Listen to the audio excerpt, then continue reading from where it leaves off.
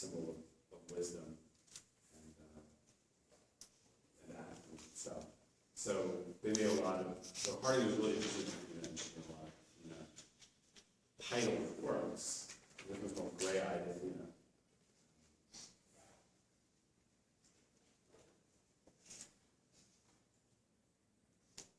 Any thoughts about stylistically how it's a shift from a year from 60 to 61?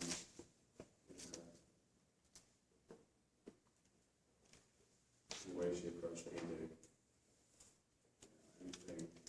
Anything new that we haven't listed a few works so far that we haven't seen yet. Any details that jump out at you? Yes. She's definitely putting a lot less weight down on the thing itself. You can kind of see the canvas in certain places. Like within the later art, she's doing it with us. That's part of it. Anything else that looks new or details? I think she's like slowly starting to like bring in these brighter, more fluorescent colors. It's like that yellow is like just barely there, not pink.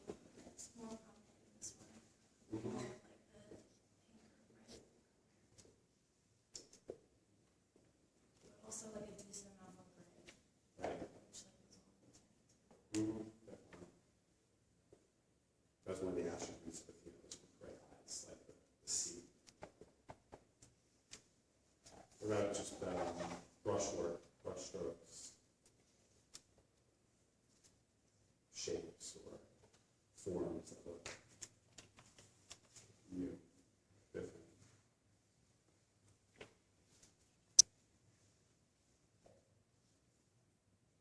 I'm intrigued by these circular forms, these big circular forms, the left of the yellow triangle. I find this to be a strange and interesting thing, but not totally satisfying. Feels experimental to me. She has these different regions of the painting that seems to be working almost across purposes. Trying out different things, and there's not a full resolution. Whereas in the Snow Angel, there's clearly different zones of color, different techniques, palette, heavier loaded brush, or less loaded brush. If there's more of a harmony and balance with Snow Angel, whereas with Gray-Eyed Athena, there's a little less of a balance. Yet I think within this work, we can see some of the seeds of her development in later years, and this new style that she was really trying to develop, separate herself from the abstract expressionist brushstroke and gesture. This kind of close scrutiny is not uncommon for artists like Pollock or Picasso, the sort of undisputed masters, where pay close attention to these stylistic shifts. Hartigan is, of course, less known, but I think just as worthy of close scrutiny and really digging into the meaning of individual paintings. So now our attention can be turned towards the back. We evolved from 1962. Parson Brown on the left and Phoenix on the right. So, any responses to these?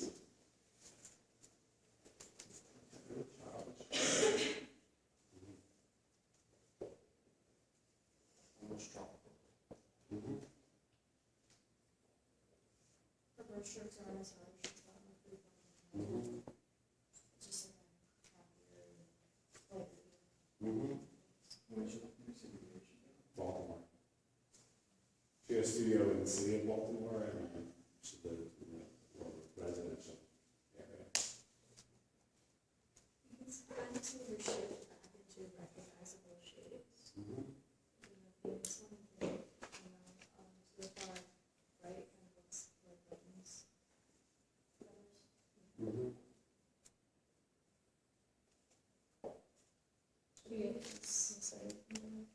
well, she just isn't doing as much like vibrant painting over.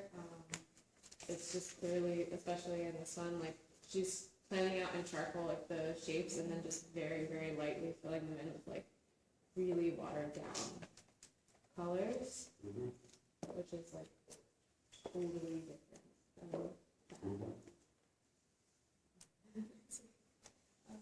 Basically, what I was going to say, like, it looks like she maybe pick up a lot of or like even a different type of paint. It also looks like she rotated some of the paintings as she was painting them because there's drips going down that way and then to the side to the left. Yeah. So it's like,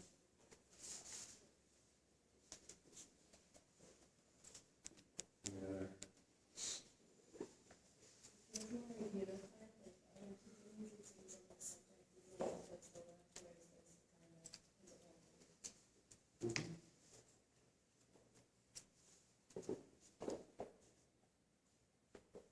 So this is where she achieves this comfort zone, that sense of flow, and that's her term, flow, that she was seeking, and that she had a very hard time achieving throughout the late 1950s and early 1960s.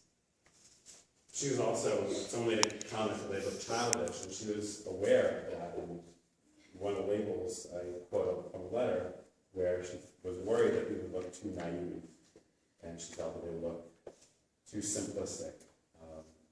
She didn't use this term, but I would say potentially, too fragile, even, possibly even too feminine compared to what was considered to be masculine painting that had extreme gestures of abstract expressionism. But in her dialogue with Helen Frankenthaler and with Barbara Guest, I think she gained courage to take this risk and paint the way she wanted to paint, knowing that it would be perceived very differently than her earlier work had been perceived. When we look at the imagery or the symbols that are there, what else what else do you see in both of these paintings that are just recognizable, forms or symbols?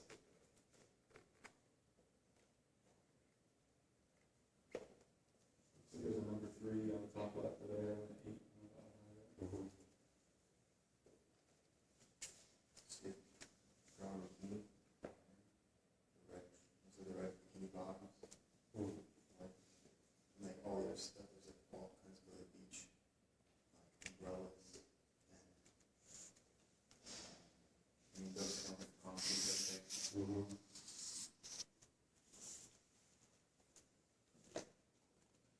So on the left, there's what appears to be an orange or apple, banana and fruit, a little bit of fruit. So a lot of imagery that may relate to life, growth, fertility, life cycles,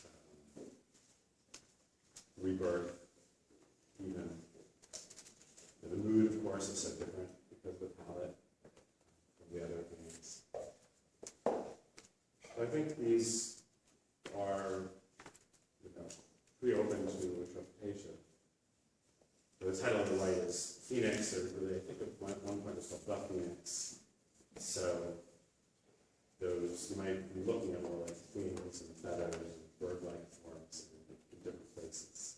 And the Phoenix, of course, is a classical symbol of rebirth, of revitalization.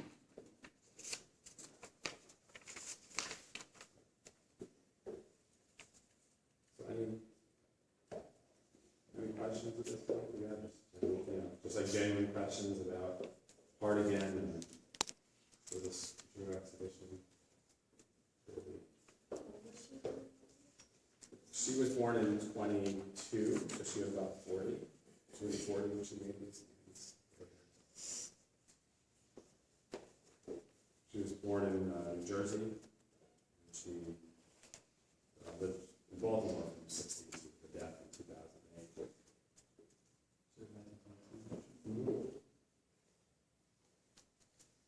if you, I did something with a gallery guide, so some of the basic information is available in the gallery guide, so you should definitely pick it up. We didn't use the catalog for the show, so. Okay, this is the latest work, 1965, called Reisterstown Mall. And so, what are your observations here? So you can see more forms again. Mm-hmm. Like first painting is definitely recognizable, but then there's like a man in collar and then other figures. Mm-hmm. Mm-hmm.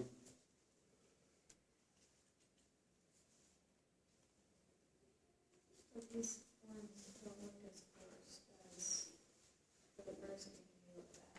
It's more like she's more comfortable with the shapes that she's producing. Mm-hmm. The colors are much more vivid, bright. Mm-hmm. She increases the definition of forms with, she didn't always in trouble because of like darker paint colors. So we were able to see.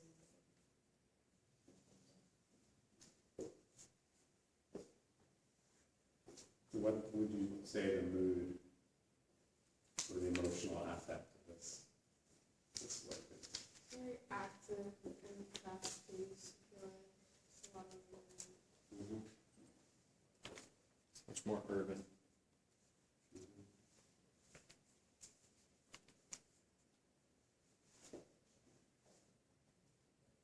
And the color, of course, is brighter, almost neon or day glow.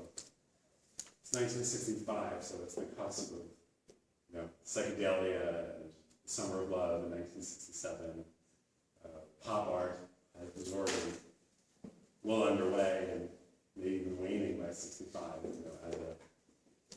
as a dominant movement in American art. Soup cans as our example from 62. So this work is, the title of this exhibition is, well, the subtitle is Myths and Malls. And I was interested in this conversation that Hartigan was having with a lot of paintings, which was moving from myths, which were really important for the abstract expressionists, and some of our abstract expressionist work relates to mythology, such as Athena, to malls, American commercial life, especially in urban spaces, starting with our Lower East Side work for market pictures of the 50s, and up to and including work like this, Reisterstown Mall, which was a big outdoor, we call it, shopping mall, from 62, which was brand new at the time. So the malls now are a very familiar part of American landscape, but in the post-war years, the 1960s, they were still a relatively new phenomenon and something that was interesting for a painter like Hartigan to engage with. By this time, she was also teaching at MICA, the Maryland Institute College of Art, which is one of the oldest and most renowned independent art schools in the country. So she started teaching in 62, and she became the director of the painting department at some point, I'm not sure when, and she taught for many decades there. So she shifted from being an artist whose career was kind of controlled by the marketplace to someone who was more involved with education. So one of the reasons why this exhibition has such a focused chronology is because every work except the one from Dorsey is coming from a single collection. And that's part of the story too. That's part of the backstory about these works that may be interesting to you. Some people are interested in interpreting art through the marketplace and how the market has responded to works. So Beatrice Perry, who is she's deceased also, but she was a sculptor, and she also was a dealer in the late 1950s and early 60s, directed a gallery in Washington, D.C. called the Grez Gallery, Gres. And she just had a great sensibility, a great eye, and a great interest in bringing diversity into the American art world. So she was the first American dealer of Yayoi Kusama, who was still a very prominent Japanese artist, performance artist, and painter. Also Botero, Fernando Botero, who is a very significant Spanish painter. He's famous for these kind of inflated, cartoon-like human and animal forms. Maybe you've seen them. So Perry was the first dealer for these artists. She also was Hartigan's dealer after Hartigan left Baltimore. She wasn't able to, contracts were really different between dealers and artists then than they are now. Dealers would pretty much give artists a monthly stipend, and in exchange they would own all of the work that the artist produced at a given time of the contract. Now there's more of a 50-for-50 split between the sale of the work. If it's unsold, then it goes back to the artist. So Perry, maybe not have been as good a dealer as she thought she might be, and so she ended up retaining a lot of Hartigan's paintings. She did place a number of them in prominent private collections and public collections, because she had all of Hartigan's output from 1960 and 1961 and a lot of 1962. She kept them, and so they now in the hands of her son Hart Perry, who lives in Germantown, which is on the other side of the river up in Columbia County, and he was willing and interested to lend these works to the university for this focused exhibition. So part of the backstory behind this is this woman, Beatrice Perry, and her relationship to Hartigan. And there's a lot of correspondence between Hartigan and Perry, which I really looked at some of it for this exhibition, and some of the interpretations were there provided by Hartigan. She was explaining her works as a dealer and what she was trying to do and what her intentions were, and when she felt like something was really there and flowing, and when she felt that it wasn't. This idea of flow is really important for Hartigan and I think a lot of other artists at that point, because they felt that they had to lose their sense of self to truly make the art they wanted to make. That, every individual has all this baggage with them, or worries, anxieties, illnesses, other things that bother them and are a drag on them. But for her, she wanted to achieve a place, a mental state in the studio where all that stuff went away and disappeared. And I think she achieved that with these works in '62, and she kind of retained the kernel of this style, this approach to painting, and used it throughout her career. We don't have work subsequent to this one in the exhibition. There's a book, I think, that was put on reserve, which is the only monograph of Hartigan. I think you can see how this style has persisted, or had persisted, throughout the rest of her career. She always has this tension between figuration, abstraction, between narrative and emotion, and a lot of her later work after this was much more figurative and narrative. So any additional questions? I think we have time for one more. And then we're going to go back to where we started. This class ends in Flora.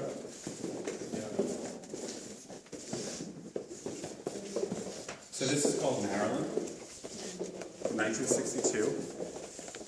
Are you familiar with Warhol's Maryland? Can anyone conjure that in their mind? Yeah. So, painted the same year, 62, after Maryland's death, in August of 62. So how can we, what do we think about this work, both in the context of Hartigan's own career, or focused, work in the early 60s, and also Warhol's Maryland? How do we how does this position itself within those two realms? I want to say she's pulling colors from Warhol's Marilyn, but I don't know for sure. Mm-hmm.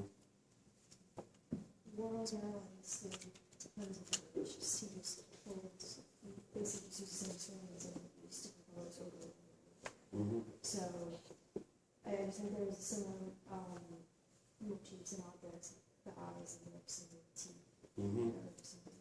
Mm-hmm.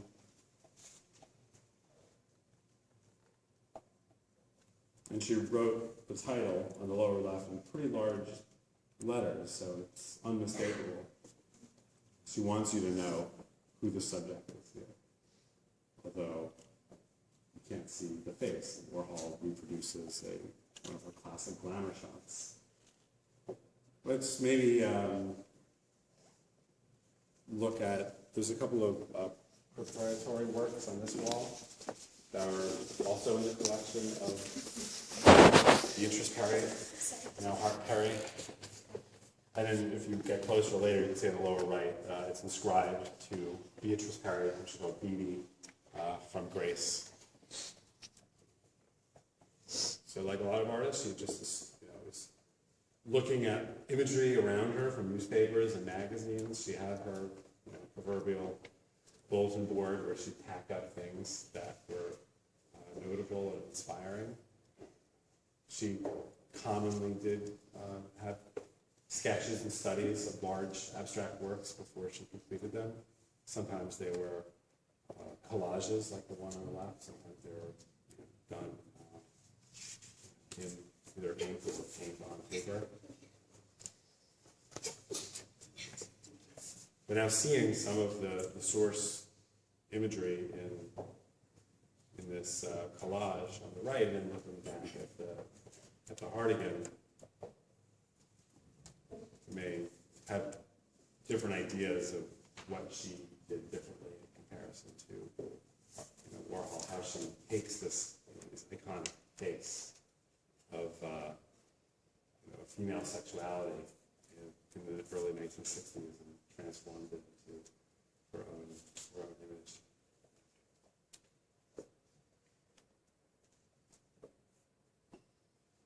And why would she focus on the mouth, especially?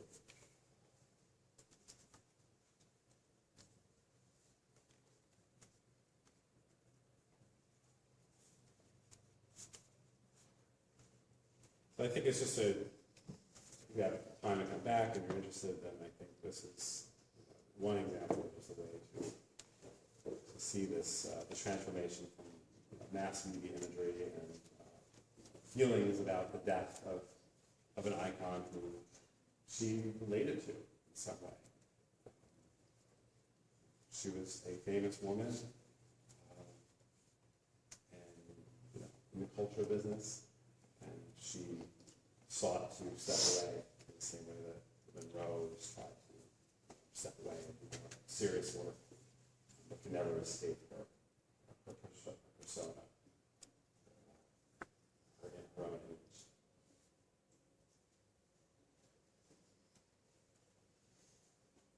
So I think we wanted to talk about the video freak show a little bit, with an hour, surprising. Are there any other questions or thoughts about this part of the show in particular? Okay. So there are behind you over here. If you didn't grab one of these, they have. This is really the only text that's available